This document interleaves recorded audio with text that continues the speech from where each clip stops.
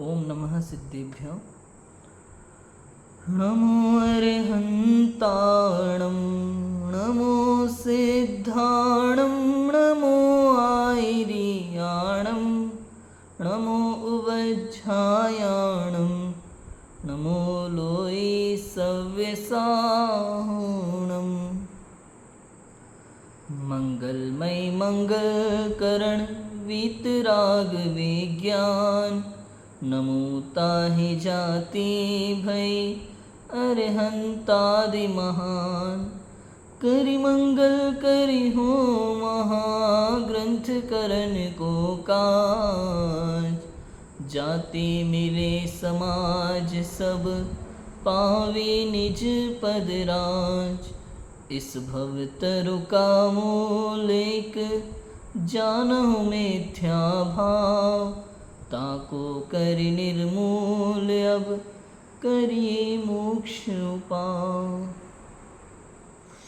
आचार्य कल्प पंडित टोडरमल जी द्वारा विरचित मोक्ष मार्ग प्रकाशक ग्रंथ 7वां अधिकार हमारा चल रहा है, जैन मिथ्या दृष्टियों का विवेचन।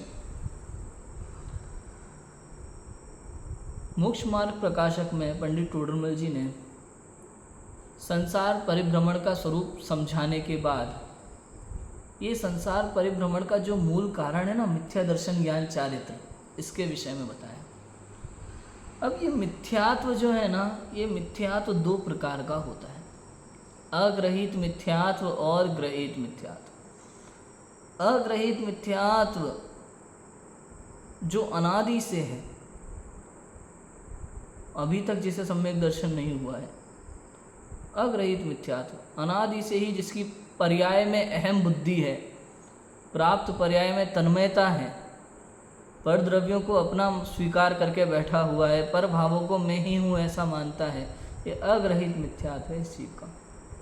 और ग्रहित मिथ्यात्व वो है जो संसार में रहते रहते अड़ोसी पड़ोसियों से, परिवार से, रिश्तेदारों से, समाज से, देश से नई नई परंपराओं के नाम पे चीज़ें सीखता है और उसे धर्म मान लेता है, उसे कहते हैं ग्रहित मिथ्यात्व। अनेक प्रकार की परंपराओं का पालन करना जिनकी आवश्यकता ना हो, अनावश्यक, अनावश्यक इस शब्द पे बहुत ध्यान देना, जिससे कोई मतलब नहीं निकलता हो, फिर भी इससे कुछ होता है ऐसा मान के कर रहे हैं। समझ में आया? जैसे वास्तु इत्यादि, उन्हें लगता है कि इसी ने हमारा बुरा किया हुआ है, जबकि ऐसा होता ही नहीं। इसको मानने से, जैसे मोटरसाइकिल की पूजा करेंगे तो पेट्रोल भरा रहेगा, जिसका कोई मतलब नहीं है, बिना सिर पैर की बात है, इसका मतलब है ग्रहित मिथ्यात्व। समझ में आया? कुछ नहीं मिला तो पैसों की पूजा पाठ शुरू कर दिया, कुछ नहीं मिला तो गाड़ी घोड़ों की पूजा शुरू कर दी। मतलब पूजा करने का इतना परिणाम आपको आ रहा था तो मंदिर में भगवान कम पड़ गए थे। समझ में आया? तो जिसको देखा उसको पूजना शुरू कर दिया। मोबाइल खरीदा तो पूजा, लैपटॉप खरीदा तो पूजा, कंप्यूटर खरीदा तो पूजा, कुर्सी टेबल खरीदे तो पूजा। समझ में आया? घर खरीदा तो पूजा। सबसे पहले जो वस्तु खरीदी उसकी पूजा करेंगे। उससे होता क्या है ये बताओ? कुछ नहीं होता, फिर भी कर रहे हैं। 50 लोगों ने समझा दिया, फिर भी कर रहे हैं। नहीं, मंगलवार को बाल नहीं कटाएंगे, क्यों नहीं पता, लेकिन कर रहे हैं। ये सारी चीज़ें क्या हैं? ग्रहित मिथ्यात्व। ये अनंत संसार का कारण है हमारे लिए। समझ में आया? ये जीव यदि दुखी है तो सम्यक दर्शन के बिना दुखी है। समझ में आया? इसलिए पंडित टोडरमल जी ने अग्रहित मिथ्यात्व की चर्चा की, फिर ग्रहित मिथ्यात्व की चर्चा की, और अग्रहित और ग्रहित दोनों मिथ्यात्व की चर्चा करने के बाद 7वें अधिकार में जो जैन हैं, जिन्हें जैन धर्म में मिल गया है, जैन कुल में जिन्हें जन्म मिल गया है, महापुण्य के उदय से देवशास्त्र गुरु का, वीतरागी सच्चे देवशास्त्र गुरु का समागम मिल गया है, उसके बाद भी जो ये छोटी छोटी बातें नहीं समझ पाते, ऐसी परंपराओं में उलझ गए हैं और अपना आत्म कल्याण भूल गए हैं। समझ में आया? ऐसे जैन मिथ्या दृष्टियों की चर्चा की, जिसमें 3 प्रकार के जीवों की चर्चा उन्होंने प्रारंभ की, निश्चयाभासी, व्यवहाराभासी और उभयाभासी। कि निश्चयाभासी वो जिन्होंने कहीं किसी शास्त्र में निश्चय नहीं की अपेक्षा से कथन जो था उसे पढ़ करके ऐसा मान लिया कि सर्वथा मैं भगवान ही हूँ, मैं वर्तमान में परमात्मा हूँ, मैं ही सिद्ध हूँ। अपेक्षा नहीं समझी, वर्तमान पर्याय की स्वीकृति को विसरा दिया उसने और स्वयं को वर्तमान में परमात्मा स्वीकार करके बैठ गया। सो रहा आराम से कि भाई उठ के अगर काम करेंगे तो 2 प्रकार के कर्मों का बंध होगा, शुभ और अशुभ, हमें बंधना ही नहीं है मन में, इसलिए हम सो रहे हैं। तो ये निश्चयाभासी जी, व्यवहाराभासी वो जो जैन कुल में जन्म तो ले लिया, कुल अपेक्षा से स्वयं को धर्मधारक मान के बैठा है, समझ में, आज्ञा अनुसारी, परीक्षा रहित धर्मधारक व्यवहाराभासी मिथ्या दृष्टि जी।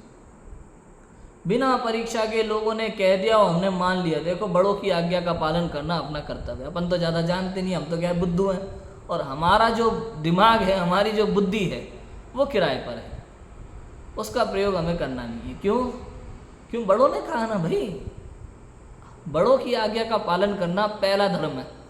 ये मान करके जो मन में जो दूसरों ने कह दिया, बिना सोचे, बिना समझे, बिना विचारे, बिना अपनी बुद्धि का प्रयोग करे, वैसा का वैसा मान लेते हैं। ये महामिथ्या दृष्टि जीव हैं। ये भी में कुछ लोग सांसारिक प्रयोजन से धर्म करते हैं, उससे अपना धर्म से अपना प्रयोजन सिद्ध करना चाहते हैं, सांसारिक लौकिक प्रयोजन सिद्ध करना चाहते हैं। तो बताई थी ना मैंने लाइन, अपुत्रीन को तू भले पुत्र दीन, है ना, हमारा घर ठीक कर दो, परिवार ठीक कर दो, परिवार में शांति कर दो, ग्रह में शांति कर दो, है कि नहीं, नवग्रह टाल दो, अष्ट ग्रह निवारक मुनि सुव्रतनाथ भगवान का विधान करो, शनि ग्रह निवारक मुनि सुव्रत का विधान, है ना, ये सब चीज़ें ये ग्रहित मिथ्यात्व है। तो इसकी चर्चा उनको करनी पड़ी। ये व्यवहाराभासी हैं। उभया और व्रतादिक तपादिक करके स्वयं को मोक्ष मार्गी मानता है। उभयाभासी में दोनों क्वालिटी पाई जाती है, वो अपने आप को वर्तमान में परमात्मा भी स्वीकार रहा है, व्रतादिक भी कर रहा है, इसके परस्पर दोष बैठता है। तो ये तो बहुत ही उनसे भी जाया गया बीता मिथ्या दृष्टि जीव है, निश्चयाभासी व्यवहाराभासी से भी, क्योंकि इसमें वो दोनों क्वालिटी है। ये उभयाभासी मिथ्या दृष्टि जीव। इन तीनों मिथ्या दृष्टि जीवों की भरपूर चर्चा वार्ता करने के पश्चात बात आई सम्यक सन्मुख मिथ्या दृष्टि जीव की। समझ में आया? सम्यक सन्मुख मिथ्या दृष्टि जीव वो कि जब जिसकी दिशा पलट गई है, अब जो मोक्ष मार्ग की ओर वास्तव में विचार कर रहा है, क्या कर रहा है, विचार कर रहा है, तत्व विचार वाला जीव सम्यक सन्मुख मिथ्या दृष्टि है। तत्व विचार, सही दिशा में जो विचार कर रहा है, जो हमने चर्चा की थी, क्या कभी स्वयं विचार करता है, कभी शास्त्र में पढ़ता है, कभी अभ्यास करता है, विद्वानों से पूछता है, प्रश्नोत्तर करता है, ऐसा जीव वो क्या है, वो सम्यक तो सन्मुख मिथ्या दृष्टि जीव। और कब तक सम्यक तो सन्मुख है, जब तक सम्यक दर्शन ना हो जाए। सम्यक दर्शन मतलब कि जिसे जीवादि 7 तत्वों का सच्चा श्रद्धान हो, मैं उसे सम्यक दर्शी कहेंगे। जीवादि 7 तत्वों का सच्चा श्रद्धानी हो, ऐसी प्रतीति सहित, कैसी प्रतीति सहित कि ऐसे ही है, ऐसे जीवादि तत्वों का आपको स्वरूप भाषित हो, दो सम्यक दर्शन है, नहीं तो नहीं। और पर्याय में अहम बुद्धि है, ऐसी अहम बुद्धि आत्म स्वभाव में हो तो सम्यक दर्शन हो। अपने हित अहित भावों का, अपने हित अहित भावों की पहचान जिसे हो, वो सम्यक दृष्टि जीव है ना, सम्यक दृष्टि जीव की पहचान है। और जब तक ये नहीं है तब तक इस विषय में विचार चल रहा है, जब तक निर्णय नहीं है, निर्णय तक नहीं पहुंचा और इसी दिशा में विचार चिंतन चालू है, तब तक वो सम्यक सन्मुख मिथ्या दृष्टि जीव। समझ में आ रहा है कि नहीं आ रहा? ये सारी बातें क्यों कह रहे हैं? क्योंकि भैया ये सम्यक दर्शन सबसे जरूरी चीज़ है हमारे लिए वर्तमान में। ये समझ लो, ये जो जीव है ना, ये अनादि से दुखी है राजू भाई, परेशान है, बहुत परेशान है, और सुख की खोज में यहाँ वहाँ भटक रहा है, अनादिकाल से खूब भटक रहा है, और फिर भी दुखी है, इसे सुख नहीं मिलना। 4 गति 84 लाख योनियों में लगातार भटक रहा है सुख की तलाश में, लेकिन इसे सुख नहीं मिलता। क्यों? क्योंकि इसकी दिशा ही गलत है। इसलिए उमा स्वामी आचार्य तत्वार्थ सूत्र में, जिसे सिद्धांत ग्रंथ कहा जाता है, पहला ही सूत्र लिखते हैं, सम्यक दर्शन ज्ञान चारित्राणी मोक्ष मार्ग। क्योंकि जिस सुख की तुझे तलाश है ना, वो सुख कहाँ है? मोक्ष में। वो सुख कहाँ है? मोक्ष में। मैंने क्या बताया था, मोक्ष मतलब क्या? मोक्ष मतलब सिद्धशिला नहीं, मोक्ष मतलब मैं। क्यों क्यों क्यों? सुख कहीं और नहीं है, सुख वहाँ सिद्धशिला में नहीं है, क्योंकि वहाँ तो अनंत निगोदिया जीव बस रहे हैं, एक इंद्रिय जीव बस रहे हैं वहाँ सिद्धशिला में, सिद्धों के बीच में ही रह रहे हैं बाकायदा, लेकिन उन्हें अपने स्वरूप का भान नहीं है, वो दुखी हैं, महादुखी हैं। कहा था ना कि एक इंद्रिय जीव का दुख और सिद्धों का सुख वचनातीत है, वचन से नहीं कहा जा सकता। ये तो वो एक इंद्रिय जीव ही जानता है कि वास्तव में सबसे अधिक दुख क्या है, और केवल सिद्ध भगवान जानते हैं, अनंत भगवान जानते हैं कि वास्तव में पूर्ण सुख क्या है, सच्चा सुख क्या है। इसके अलावा इस बात को कोई नहीं समझ सकता, हम और आप समझ ही नहीं सकते। ना तो हम मनुष्य गति में, ना तो हम सच्चे दुख को समझ सकते हैं, ना सच्चे सुख को। सच्चा दुख माने बहुत वाला दुख, जैसा एक इंद्रिय को होता है वैसा। क्लियर हुआ? तो हम सबको चाहिए सुख, और सुख कहाँ है? मोक्ष में। वो सुख मुझ में है, मैं सुख का सागर हूँ। यहाँ सुख है, पर द्रव्यों में सुख नहीं है, पर भावों में सुख नहीं है, संसार के किसी भी कार्य में सुख नहीं है। तुम कितना ही करने की कोशिश कर लो, वहाँ सुख नहीं है, दुखी पाओगे। ढूंढ लेना जा जाके सुख की खोज में। और आज तक क्या किया है? अनादिकाल से यही तो किया है। कोई कहता है देखो परिवार की खुशी में ही मेरी खुशी है। अरे भैया मूर्ख है तू, अनादिकाल से तू परिवार की खुशी में ही खुशी ढूंढता आ रहा है, लेकिन वास्तव में उसमें खुशी नहीं है। तो कहाँ है सुख?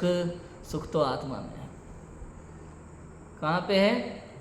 दुनिया का कोई पिता ऐसा नहीं है जो अपने बच्चे को संतुष्ट कर सका हो, दुनिया का कोई बेटा ऐसा नहीं है जो अपने माता पिता को संतुष्ट कर सका हो, सुखी रख सका हो।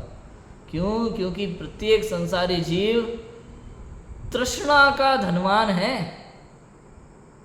आप एक काम करोगे, उनकी दूसरी इच्छा लगातार पड़ी हुई है। आप कभी जीवन में किसी को सुखी नहीं कर सकते। इसलिए कभी भी ये बात सोचने मन से निकाल देना। कोई कहे मेरे बारे में, यार वो मेरे बारे में बहुत गलत सोचते हैं, उन्होंने मुझसे ऐसा कह दिया, वो मेरे बारे में ऐसा सोचते हैं। भाई तू कितना ही अच्छा काम कर ले, दुनिया तेरे बारे में जो सोचती है वही सोचती है। समझ में आया? और तू दुनिया की सोच को नहीं बदल सकता, किसी और को तू कभी खुश कर ही नहीं सकता। तू कुछ भी कर ले, तू कभी किसी को खुश नहीं कर सकता, क्योंकि प्रत्येक जीव अपने अपने कारण से दुखी होता है और अपने अपने कारण से ही सुखी होता है। एक द्रव्य दूसरे द्रव्य का कुछ कर नहीं सकता, एक जीव दूसरे जीव को सुखी दुखी करने में समर्थ नहीं। ये जैन सिद्धांत है। बात समझ में आ रहा है कि नहीं आ रहा? कोई किसी को सुखी दुखी नहीं कर सकता, कुछ भी करो। इसलिए अपने अंतर में देखो, सदा सुखी रहो। तेरे अंतर में ही भगवान बस रहा है, तेरे अंतर में भगवान बस रहा है। तो एक बार अपने अंतर में देख। बात समझ में आई कि नहीं आई? इससे क्या होगा कि इससे सम्यक दर्शन प्रकट होगा।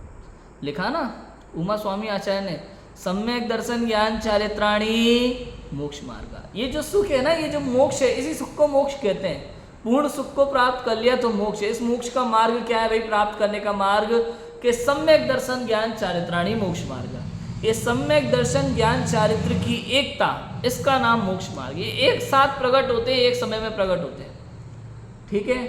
तो सबसे पहले फिर छेड़ाला में पंडित दौलत राम जी लिखते हैं, मोक्ष महल की प्रथम सीढ़ी या बिन ज्ञान चरित्रा। कि अभी मिथ्या दर्शन ज्ञान चारित्र है, वो मोक्ष महल की प्रथम सीढ़ी है सम्यक दर्शन। सम्यक दर्शन नहीं है तो आपका ये ज्ञान और आपका ये चारित्र, ये व्रत उपवास नियम संयम भक्ति पूजा स्वाध्याय सब कुछ सम्यक दर्शन के बिना ये सब मिथ्या चारित्र है। मोक्ष महल की प्रथम सीढ़ी या बिन ज्ञान चरित्रा सम्यकता न लहे, सम्यकता को प्राप्त नहीं होते। सो दर्शन सो सम्यक दर्शन धारो भव्य पवित्रा, धारण करो इसको हे भव्य जीव, हे पवित्र जीव, सम्यक दर्शन धारण करो। क्योंकि सम्यक दर्शन के बिना आपका ये ज्ञान सम्यक ज्ञान को प्राप्त नहीं होता और आपका ये सारा चारित्र सम्यक चारित्र को प्राप्त। चौथा गणस्थानवर्ती भी सम्यक दर्शन ज्ञान चारित्र का धनी होता है। कोई के नहीं, क्या बात कर रहे हो, 5वें गुणस्थान के बाद चारित्र होता है? अपेक्षा है भैया, अपेक्षा है, अलग अलग अपेक्षा है। चौथे गुणस्थान में भी जब मिथ्यात्व, सम्यक मिथ्यात्व, सम्यक प्रकृति और अनंतानुबंधी की 4 प्रकृतियां, क्रोध मान माया लोभ, इन 7 प्रकृतियों का उपशम क्षय होता है ना, तो इसके अभाव में जो वीतराग भाव प्रकट हुआ उसका नाम चारित्र, उतना आंशिक चारित्र प्रकट होता है। चारित्र मोहनीय की अनंतानुबंधी जो प्रकृति गई, उस अनंतानुबंधी प्रकृति के अभाव में जितनी शुद्धता वीतरागता प्रकट हुई है उतना चारित्र पाया जाता है चौथे गुणस्थानवर्ती जीव के लिए। बहुत सारे लोगों को इसमें कंफ्यूजन है जो क्लियर होना ही चाहिए। समझ में आया? तो ऐसा है। इतनी चर्चा अपन यहाँ क्यों कर रहे हैं? क्योंकि अब अपने को बात करनी है सम्यक सन्मुख मिथ्या दृष्टि जीव की। खूब बातें कर ली और इसके बाद में पंडित टोडरमल जी ने यहाँ लास्ट लाइन क्या लिखी थी कि इस प्रकार यह तत्व विचार वाला जीव सम्यक्त्व का अधिकारी है। किसका अधिकारी है? सम्यक्त्व का अधिकारी, जो तत्व विचार कर रहा है। लास्ट बात की थी ना, देखो तत्व विचार की महिमा। इस तत्व विचार के बिना खूब देवादि की प्रतीति करे, खूब शास्त्रों का अध्ययन करे, खूब व्रतादिक करे, तपश्चरणादिक करे, तो भी सम्यक्त्व का अधिकारी नहीं है। और ये सब ना करते हुए भी केवल सही दिशा में तत्व विचार कर रहा है, वो सम्यक्त्व का अधिकारी जीव है। मतलब समझ में आया भाई? मतलब बिना विचारे बिना समझे आप जो मन में आए क्रिया कर रहे हो, लोगों की कही सुनी देख देख के क्रिया कर रहे हो, आपको पता ही नहीं है, तो आप सम्यक दर्शन के अधिकारी नहीं हो। क्यों? क्योंकि आपका तत्व निर्णय नहीं है। निर्णय नहीं है तो अनुभव नहीं है, अनुभव नहीं है तो सम्यक दर्शन नहीं हो सकता। समझ में आई बात? तो तत्व विचार का अधिकारी नहीं है ऐसा जीव। क्लियर हुआ? ये सब ना करते हुए भी जो तत्व विचार कर रहा है वो आज नहीं तो कल सही बात तक पहुंचेगा। क्यों? क्योंकि तत्व विचार वाला कभी स्वयं विचार करता है, कभी शास्त्र में पढ़ता है, विद्वानों से सुनता है, अभ्यास करता है, प्रश्नोत्तर करता है, तब निर्णय करता है और आगे बढ़ता है। ऐसा जीव ये सम्यक्त्व का अधिकारी जीव। समझ में आई बात? अब फिर लेकिन पंडित टोडरमल जी यहाँ लिखते हैं कि उस तत्व विचार करने वाले व्यक्ति के सम्यक दर्शन हो ही हो ऐसा नियम नहीं है। मतलब यहां तक सम्यक दर्शन नहीं हो सकता, इसके आगे सम्यक दर्शन के लिए चाहिए 5 लब्धि। 5 लब्धि बिना सम्यक दर्शन होता नहीं है। अब ये 5 लब्धि क्या है इसकी चर्चा अपन यहां शुरू करने वाले हैं। ठीक है? क्यों क्यों क्यों? क्योंकि भैया सम्यक दर्शन चाहिए ना, सम्यक दर्शन। तो सम्यक दर्शन के लिए 5 लब्धि बहुत जरूरी है। ये सम्यक दर्शन क्या होता है? थोड़ा सम्यक दर्शन की चर्चा कर लें। सम्यक दर्शन क्या है? मिथ्यात्व से विपरीत दशा का नाम सम्यक दर्शन है। सम्यक दर्शन माने सच्ची श्रद्धा। ये सम्यक दर्शन क्या है? श्रद्धा गुण की निर्मल पर्याय का नाम क्या है? सम्यक दर्शन। मतलब इस संसार में सभी को श्रद्धा तो होती है, लेकिन अभी जो श्रद्धा है वो मिथ्या श्रद्धा है। कैसी? अब सम्यक दर्शन मतलब सच्ची श्रद्धा।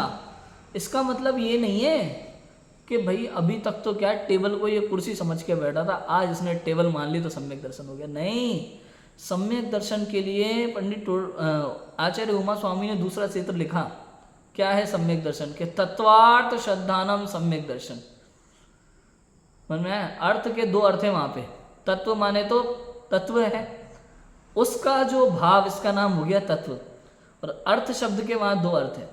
एक तो अर्थ का मतलब पदार्थ और दूसरा अर्थ का मतलब है प्रयोजन। समझ में? प्रयोजन भूत तत्व। तो प्रयोजन भूत तत्व का श्रद्धान, उसका नाम सम्यक दर्शन है।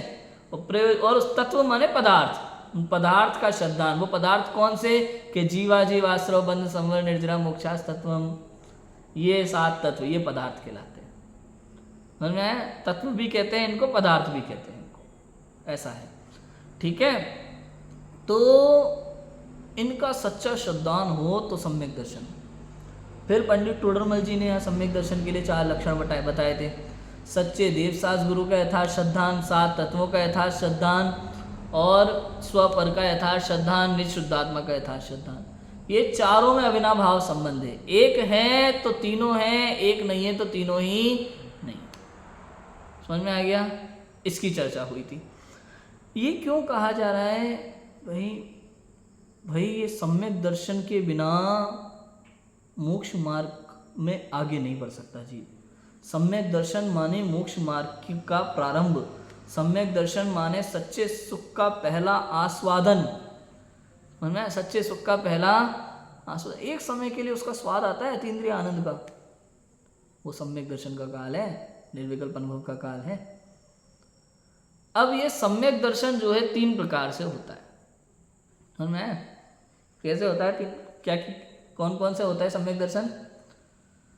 3 प्रकार से होता है। पहला तो उपशम, दूसरा क्षयोपशम, तीसरा छायिक सम्यक दर्शन। 3 प्रकार से होता है, औपशमिक सम्यक दर्शन, क्षयोपशमिक सम्यक दर्शन और छायिक सम्यक दर्शन। मैंने पहले एक बार क्लियर किया था, 5 भाव लिए थे तब, औपशमिक, छायिक, क्षयोपशमिक को। औपशमिक, अब देखो इसमें सम्यक दर्शन में जो उपशम, क्षयोपशम, छायिक का सारा मैटर है ना, ये सब मोहनीय में होता है। किसमें होता है? मोहनीय में होता है। तो दर्शन मोहनीय की 3 प्रकृतियां होती है, चारित्र मोहनीय की 25 प्रकृतियां। ऐसे मोहनीय कर्म की टोटल 28 प्रकृतियां होती हैं। दर्शन मोहनीय की 3 कौन कौन सी? मिथ्यात्व, सम्यक मिथ्यात्व और सम्यक प्रकृति, 3। चारित्र मोहनीय में अनंतानुबंधी क्रोध मान माया लोभ, अप्रत्याख्यानावरण क्रोध मान माया लोभ, प्रत्याख्यानावरण क्रोध मान माया लोभ, संज्वलन क्रोध मान माया लोभ।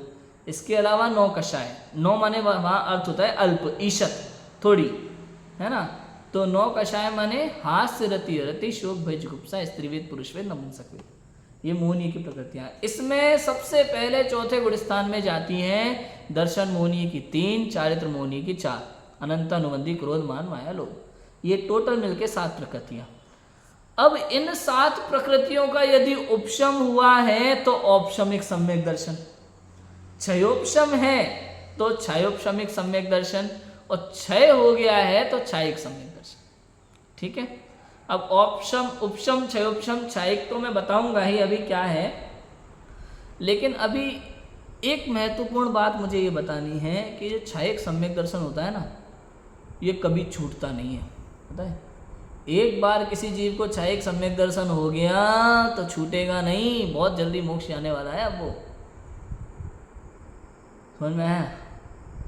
और प्रथमोपशम औपशमिक सम्यक दर्शन, क्षयोपशम सम्यक दर्शन, ये कितनी ही बार होकर के छूट जाते होते छूट जाते। प्रथमोपशम सम्यक दर्शन का तो काल ही अंतर्मुहूर्त है, अंतर्मुहूर्त में छूटेगा ही छूटेगा, और कितनी ही बार हो जाएगा, कितनी ही बार छूट जाएगा। अब कोई कहे राजू भाई कि भाई ऐसा है तो हमें ये प्रथमोपशम क्षयोपशमिक सम्यक दर्शन चाहिए ही नहीं भाई, ये तो लोकल माल है ना, खराब हो जाता है, बार बार मंगाओ, बार बार खराब हो रहा है ना। लोकल माल अपन मंगाते हैं ना ऐसे बाजार से, उसकी कोई गारंटी वारंटी नहीं होती है ना।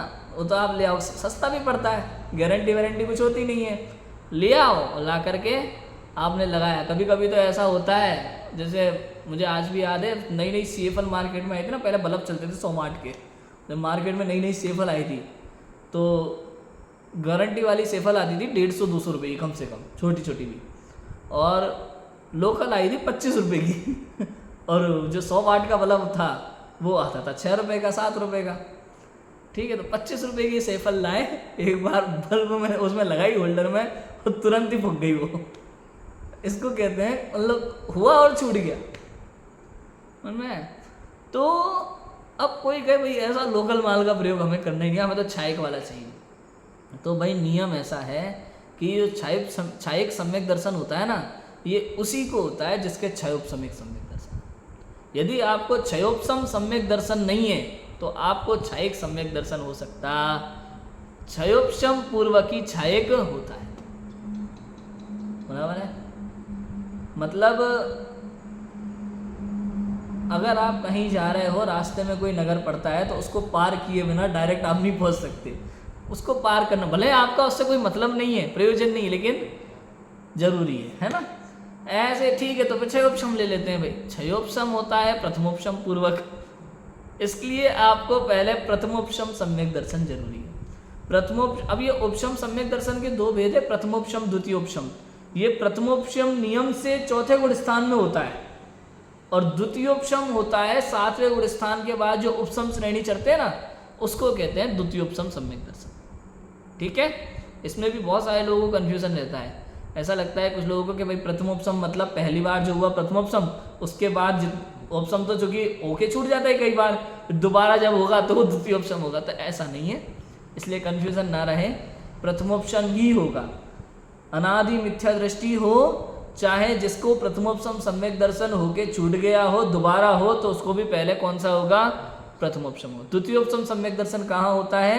श्रेणी चढ़ते समय, सातवें गुण स्थान के बाद। जब उपसम श्रेणी चलता है ना, 7वां 8वां 8वां 9वां 10वां 11वें तक, वो उपशमिक श्रेणी रहती है, वहाँ वो द्वितीयोपशम सम्यक दर्शन होता है। वो द्वितीयोपशम सम्यक दर्शन। अंतर कुछ विशेष नहीं, बस यहाँ पे प्रथमोपशम सम्यक दर्शन में 7 प्रकृतियों का उपशम है, वहाँ द्वितीयोपशम सम्यक दर्शन में संज्वलन आदि कषायों का उपशम रहेगा। समझ में? आगे का क्लियर हुआ? इतना है। अब देखो यहाँ अपन को सबसे पहले प्रथमोपशम सम्यक दर्शन होना है, इतनी बात तो क्लियर हो गई। कौन सा सम्यक दर्शन होना है? यहाँ प्रथमोपशम सम्यक दर्शन होना है। ये प्रथमोपशम सम्यक दर्शन किस जीव को हो सकता है, इसके लिए क्या शर्तें हैं? पंडित टोडरमल जी ने जो बातें बताई सम्यक तो सन्मुख मिथ्या दृष्टि में, वो तो हैं, उसकी बात भी अपन अभी आगे और करेंगे। कुछ और महत्वपूर्ण बातें हैं कि ये प्रथमोपशम सम्यक दर्शन किन जीवों को होता है। ठीक है, सबसे पहला तो भैया कारण यह है राजू भाई कि प्रथमोपशम सम्यक दर्शन उसी को होगा जिस जीव के ये संसार परिभ्रमण अर्ध पुद्गल परावर्तन काल शेष रह गया हो। मतलब ये सम्यक दर्शन होने के बाद जीव का अर्ध पुद्गल परावर्तन काल ही शेष रह जाता है संसार में। अपन ने चर्चा की थी ना पंच परावर्तन की, द्रव्य परावर्तन, द्रव्य काल भव भाव, द्रव्य क्षेत्र काल भव और भाव, 5 परावर्तन है ना। द्रव्य परावर्तन को ही पुद्गल परावर्तन कहते हैं, बहुत लंबा काल है, और उसका आधा भाग, एक द्रव्य परावर्तन का आधा भाग, इसका नाम क्या है? अर्ध पुद्गल परावर्तन। इतना काल मात्र रह गया हो जिसका, ये भी बहुत लंबा काल है, छोटी बात नहीं है, लेकिन पंच परावर्तन के हिसाब से बहुत छोटी सी बात है। मैं जैसे इस संसार में किसी को 100 वर्ष की आयु हो और किसी को 10 वर्ष की आयु हो, अब जिसको 10 वर्ष की आयु बड़ी लगती हो, बहुत ज़्यादा बहुत बड़ी लगती हो, तो वो 100 वर्ष वाले को देखे थे इससे तो ठीक ही है, ऐसा समझ में आई बात? इतना फर्क पड़ रहा है।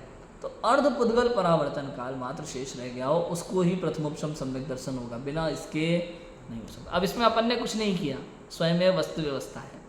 ठीक है, दूसरा ये प्रथमोपशम सम्यक दर्शन किस में, कौन सी गति में होता है? ये चारों गतियों में हो सकता है। समझ में आया? देव, नारकी, मनुष्य और त्रियंच, चारों गति के जीवों को सम्यक दर्शन हो सकता है। और किसको हो सकता है कि भव्य जीव होना जरूरी है, ये सब शर्तें होना जरूरी है, ये सारी शर्तें हो तो सम्यक दर्शन होगा, नहीं तो नहीं होगा। भव्य जीव को ही होगा, भव्य को नहीं होगा। भव्य माने जिसमें सम्यक दर्शन प्रकट करने की योग्यता हो, और जिसमें सम्यक दर्शन प्रकट करने की योग्यता नहीं है वो अभव्य। ठीक है, भव्य जीव को ही होगा। एक सबसे महत्वपूर्ण शर्त सम्यक दर्शन करने के लिए पता है क्या है राजू भाई?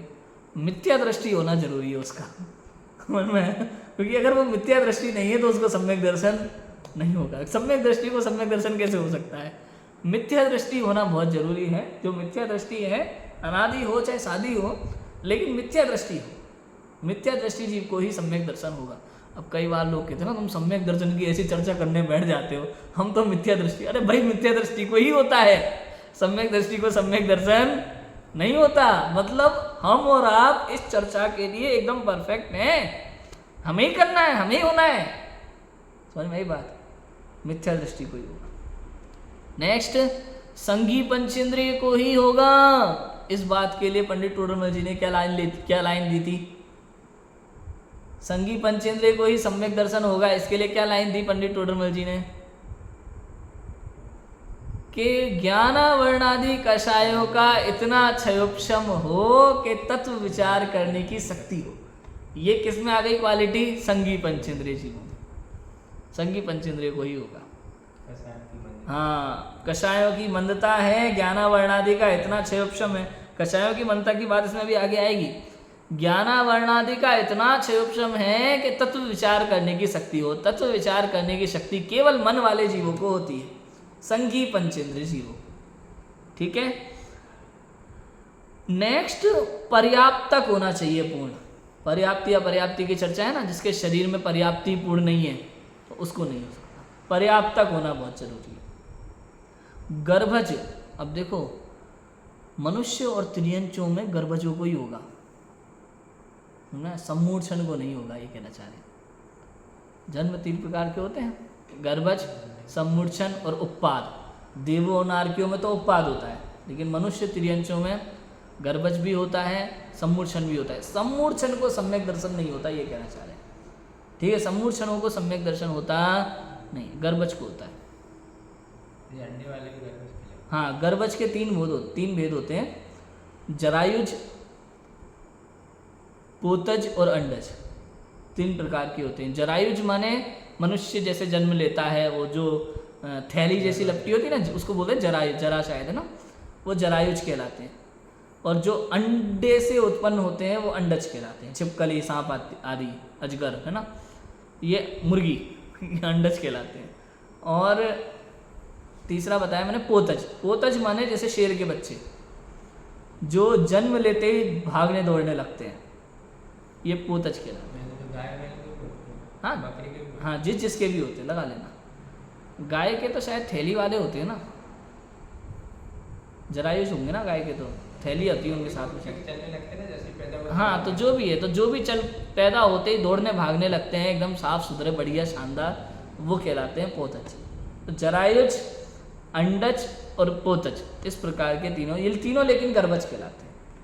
तो मनुष्य गति में और त्रियंच गति में गर्भज को ही होता है, सम्मूढ़ को नहीं होता।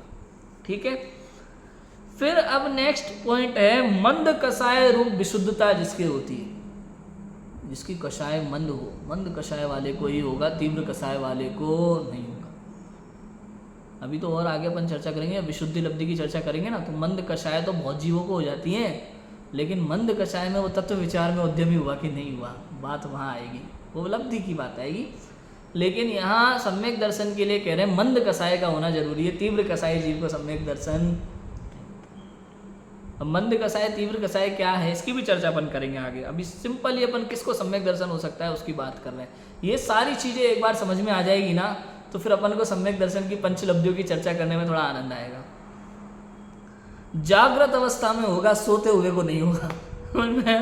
सम्यक दर्शन करने के लिए आपको जागे रहना बहुत जरूरी है, चिंतन का समय होता है। जागृत अवस्था में भी केवल चिंतनशील व्यक्ति को ही सम्यक दर्शन हो सकता है।